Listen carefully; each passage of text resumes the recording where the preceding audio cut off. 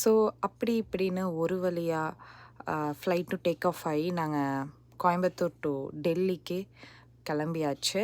So வந்து இப்போ time பார்த்திங்கன்னா 7:00 எங்களுக்கு மிட் நைட் 1:55க்கு தான் அகெயின் வந்து Delhi to Washington flight. So அது வரைக்கும் பாப்பாவை தூங்க விடாமல் வச்சுட்டோன்னா டெல்லியில் ஃப்ளைட்டில் போன உடனேவே தூங்கிடுவா. ஒரு 8 ஹவர்ஸ் சமாளிச்சிடுவோம். டோட்டலாக எனக்கு 14 ஹவர்ஸ் அந்த ஃப்ளைட் ஜேர்னி அப்படின்னு நான் பிளான் பண்ணேன். அதே மாதிரி அவள் கொஞ்ச நேரம் ஃப்ளைட்டில் தூங்கினா அதுக்கப்புறம் டெல்லி ஏர்போர்ட்டில் இப்படி தான் டைம் ஓட்டிகிட்டே இருந்தோம். அவனாலேயும் ரொம்ப போர் அடிக்குது, என்ன பண்ணுறதுன்னு தெரியல அப்படி இப்படின்னு நானும் என்னென்னவோ கொடுத்து சமாளிக்கிறேன். என்னையும் ரெஸ்ட் எடுக்கவே விட மாட்டேன்ட்டா.